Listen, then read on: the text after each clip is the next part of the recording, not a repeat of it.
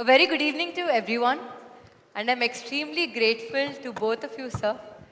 So, both of you have been legendaries in your respective fields. So, I would like to thank you, CBN Garu, and at the same time, Chiranjeevi Garu, for coming here and gracing my book launch. This is the most precious moment for me, and I'm extremely thankful for this. Question is to Chiranjeevi Garu. So initially, నేను మీ దగ్గరకు వచ్చినప్పుడు when I showed you this book is Mindset Shift, sir, I was very amazed to see you have a lot of knowledge. మీరు NLP గురించి, Richard Bandler గురించి చెప్పారు. You said you went to London to witness that session about Spobia. I mean, you know all these techniques. Maybe our wordings తెలియదేమో, but you know the techniques. And I was very amazed to understand that you spend a lot of time with yourself, understanding yourself. So how important has been that spending time with yourself? And దానివల్ల అసలు ఎలాంటి ఉపయోగం ఉంది? First of all మన ప్రియతమ గౌరవ ముఖ్యమంత్రి గారు నారా చంద్రబాబు నాయుడు గారు ముఖ్య అతిథిగా ఏర్పాటు చేసినటువంటి ఈ పుస్తక ఆవిష్కరణ కార్యక్రమంలో నేను ఒక అతిథిగా రావటం, నాకు అవకాశం కల్పించినటువంటి శరణి, వారి కుటుంబ సభ్యులు, ముఖ్యంగా మంత్రివర్యులు నారాయణ గారు, తన మామయ్య గారు, నా సోదరుడు గంటా శ్రీనివాస్, అండ్ చాలామంది అతిథి మహారథులు, అండ్ ఫ్యూచర్ మన రాష్ట్ర భవిష్యత్తు, మన దేశ భవిష్యత్తు మీ కళలో కనిపిస్తుంది. అలాంటి యంగ్స్టర్స్, ఆల్ స్టూడెంట్స్, మీ అందరికీ సభాముఖంగా నా హృదయపూర్వక అభినందనలు, ధన్యవాదాలు, నమస్కారాలు తెలియజేసుకుంటాను. It's a great opportunity to be here one amongst you all. ఇలాగా శరణి ఇంటికి వచ్చినప్పుడు ఒక బుక్ రాశాను. అది మీరు ముఖ్యమంత్రి గారు ఇనాగ్రేట్ చేస్తే బాగుంటుంది, వెరీ పర్పస్ఫుల్ బుక్ అనే అమ్మాయి చెప్పినప్పుడు చాలా అమేజ్ అయ్యాను నేను. ఆ బుక్ని క్లుప్తంగా నేను 4-5 పేజీలు చూసినప్పుడు నాకు ఎప్పటి నుంచో ఇలాంటి పర్సనాలిటీ డెవలప్మెంట్ మీద, అలాగే సీక్రెట్ అనే ఒక బుక్ ఉండేది. అది ఎన్నో దశాబ్దాలు, 2-3 దశాబ్దాల ముందే ఆ బుక్ నేను చూడటం నాకు జరిగింది, తటస్థపడింది. అప్పుడు ఇంకా ఇండియాలో రాలేదు ఆ బుక్, దాని ట్రాన్స్లేషన్ కానీ దాని వీడియో నేను చూడటం జరిగింది. ఆ బుక్లో చెప్పిన ఎన్నో విషయాలు నాకు తెలుసో తెలియకనో నాకు నేనుగా అనుకున్న అవన్నీ ఆచరించడం మొదలుపెట్టాను నేను. అది నాకు ఎంతో హెల్ప్ అయింది. ఓ ఇలా ఉంటుందా అన్నది.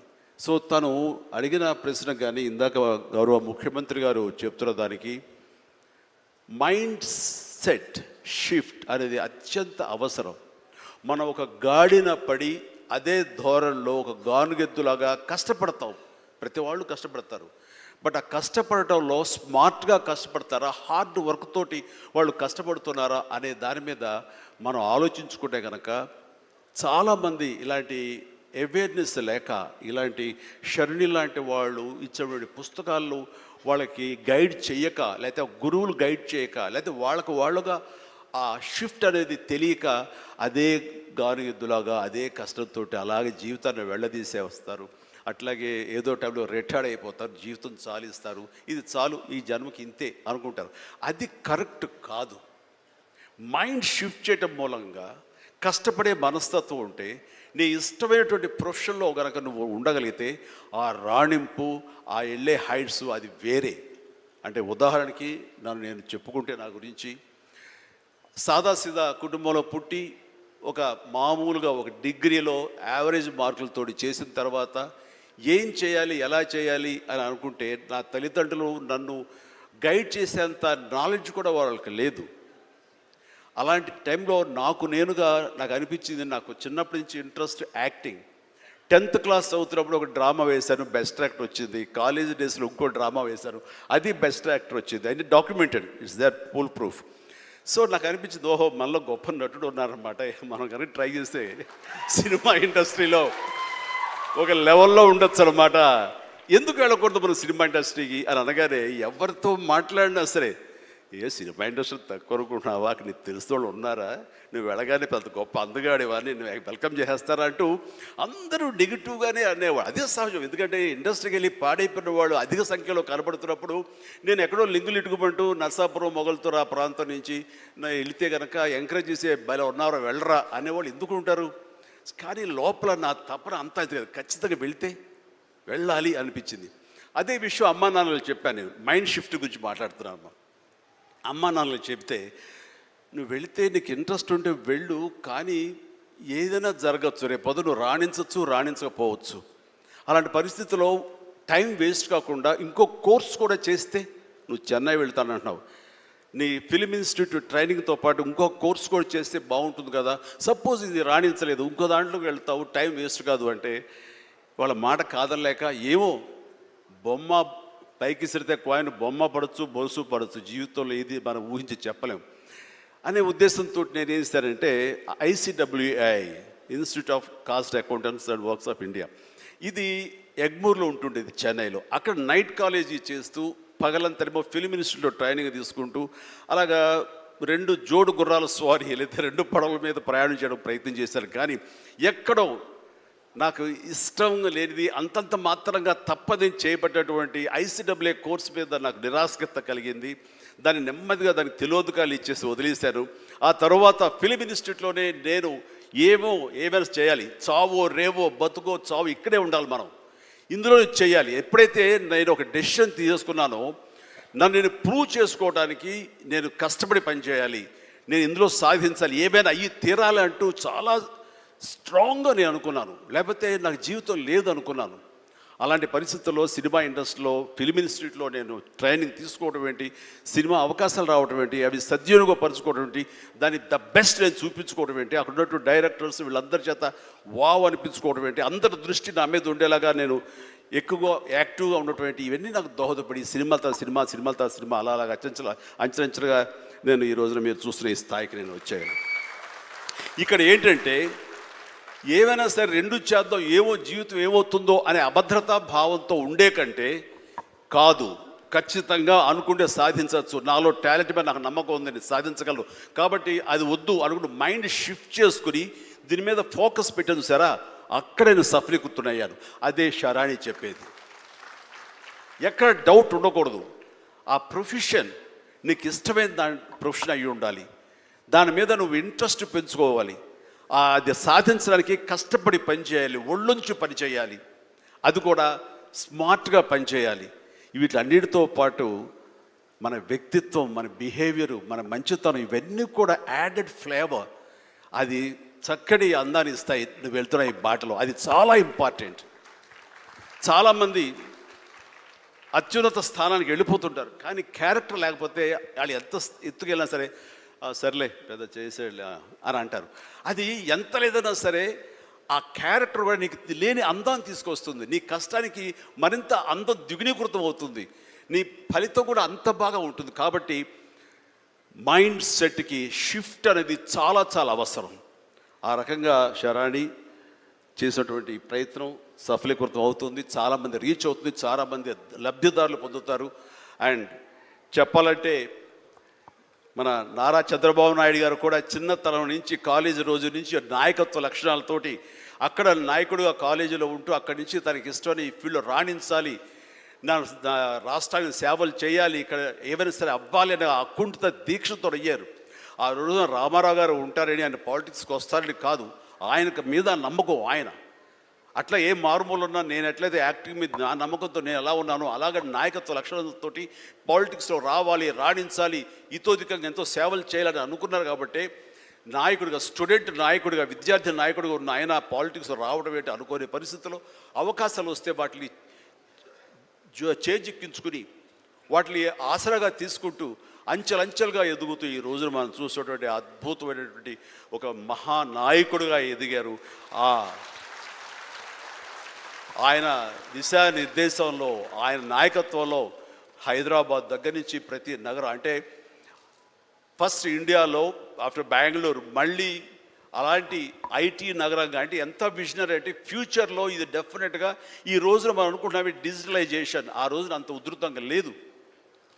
అలాంటి దాన్ని అయి తీరుతుంది ఆయన అన్నారే, ఆయన మైండ్ సెట్ ఆ రోజు అలా షిఫ్ట్ చేసుకుని దానికి కట్టుబడి ఉన్నారు కాబట్టి ఈ రోజున ఐటీలో కానివ్వండి, అతను డిజిటలైజేషన్లో కానివ్వండి, ఇదిగో ఈ రోజున ఏఐలో కానివ్వండి, ఆ స్థాయికి వెళ్ళటానికి నాంది పలికినటువంటి పాయనీర్ మన చంద్రబాబు నాయుడు గారు. సో ఇలాంటి నాయకుల మైండ్ సెట్ షిఫ్ట్ అవ్వడం అన్నది ఎంతగా అభివృద్ధిలోకి ఎంత ఇదిగా ఉందో మనం తేటతెల్లంగా చూస్తున్నాం కాబట్టి it's a wonderful subject. Sharini, I do appreciate all the very best. Thank you so much, sir. Chiranjeevi sir, question is to you, sir. So I want to ask you if you want to share one powerful message that will help in rewiring everyone's mindset. Yes,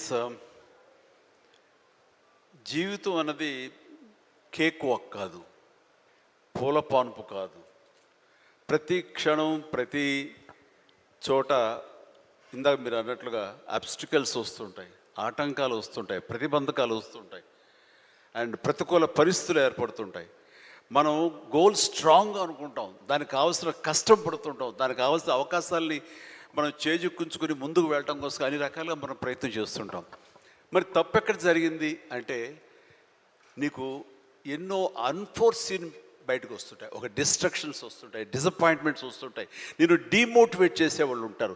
ఇలాంటి deal ఎన్ని ఉన్నా సరే దాన్ని ఢీ కొనాలంటే ఒక determination ఉండాలి. అది very much important.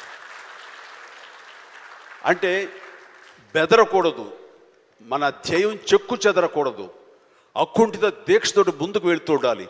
నా విషయానికి వస్తే కనుక నేను వచ్చిన కొత్తలో డెఫినెట్లీ నన్ను డిసప్పాయింట్ చేసిన వాళ్ళు ఉన్నారు. నేను హీరోగా ఎదుగుతున్న సమయంలో, హీరోగా 4-5 సినిమాలు చేస్తున్న సమయంలో కొంతమంది ప్రొడ్యూసర్స్ నన్ను ఒక తక్కువ స్థాయి రౌడీ వేషాల కోసం అడిగారు. కొత్తలుడు అని, కొత్తపేట రౌడీ అని, అలా మోసగాడని ఇట్లాగా అడుగుతుంటే పెద్ద పెద్ద హీరో, నేను ఒక పక్క నుంచి మంచి హీరో వేషాలు వేస్తున్నాను, కొన్ని యాంటీ హీరో అయి ఉండొచ్చు, but hero lead man characters వేస్తుంటే ఎక్కడో డిసప్పాయింట్మెంట్ ఉంటుంది. అబ్బా ఏంటి నేను హీరోగా పాజిటివ్ క్యారెక్టర్గా, చట్టానికి కళ్ళు లేవు ఇలాంటి సినిమాల్లో హీరోగా చేస్తుంటే నన్ను చిన్న చిన్న రౌడీ వేషాలు ఏమంటున్నారు, నా జీవితం ఏమైపోతుంది, ఇలా కాదు కదా అని అనుకునే పరిస్థితి, వాళ్ళకి ఎదురు చెప్పలేని పరిస్థితి. కానీ లోపల ఒకటే ధైర్యం, ఎన్ని వేషాలైనా వేయనివ్వండి, ఎటువంటి వేషాలు వేయనివ్వండి, నేను ఖచ్చితంగా అలాంటి వాటి కోసం ఎదురు చూస్తాను, అలాంటి ఖచ్చితంగా వస్తాయని ఒక దీక్ష, ఒక నమ్మకం, నాకు ఆ నమ్మకం నిలబెట్టింది.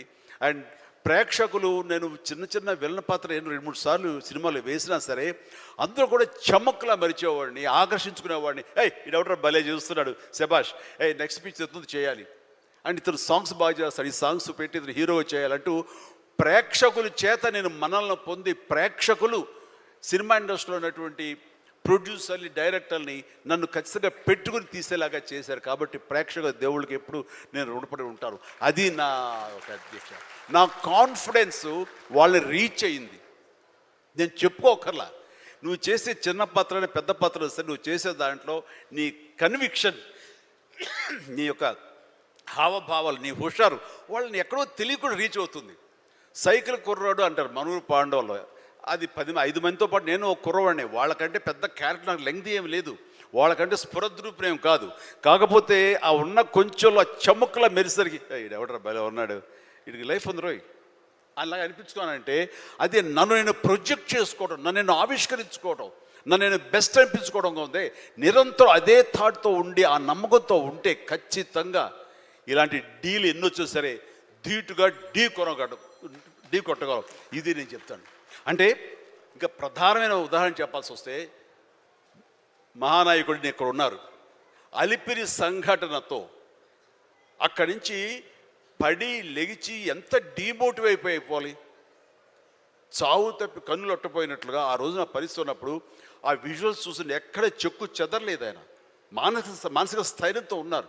హాస్పిటల్కి వెళ్ళి ట్రీట్మెంట్ తీసుకుని వెంటనే మామూలుగా బయటకు వచ్చారు కానీ ఎక్కడ సరే బెసికారా, కొంచెం వెనక్కి తగ్గారా, ఆలోచన విధానంలో ఏంటిది అన్నారని ఏమీ లేదు. బ్రహ్మాండమైనటువంటి ఒక కన్విక్షన్ తోటి దీన్ని ఆయన ఎదుర్కొని నిలబడేటువంటి హీరో దాత్తత నేను ఆ రోజున చూశాను నాయుడు గారిలో. ఇలాంటివి వస్తుంటాయి కానీ వీటిని మన కన్విక్షన్, మన నమ్మకం, మన మీద మన నమ్మకం ఖచ్చితంగా ముందుకు వెళ్ళిపోతుండాలి. మనల్ని ఆదరించే ప్రేక్షకులు లేదా రాజకీయంగా వస్తే ప్రజలు ఎప్పుడు మన యొక్క మంచిని, మనం చేసిన కృషిని, మన యొక్క ఇన్నర్ మన ఫీలింగ్ని, మన జెన్యూనిటీని, మన ఆనెస్టీని, నిజాయితీని ఖచ్చితంగా గుర్తించగలరు. మధ్యలో ఒక్కోసారి ప్రతికూల పరిస్థితులు వస్తాయి, బట్ వాటిని అధిగమించేలాగా వస్తుంది, మనకి రోజులు మంచి రోజులు వస్తాయని కన్విక్షన్ తెలితే కనుక అలాంటి అబ్స్ట్రకల్స్ని ఓవర్కమ్ చేయగలం. దానికి గాను నువ్వు నీ మానసిక ధైర్యాన్ని కోల్పోకూడదు. ఇక్కడ నిలబెత్తున్న నిదర్శనం చంద్రబాబు నాయుడు గారు. అది నేను చెప్పుకొచ్చేది.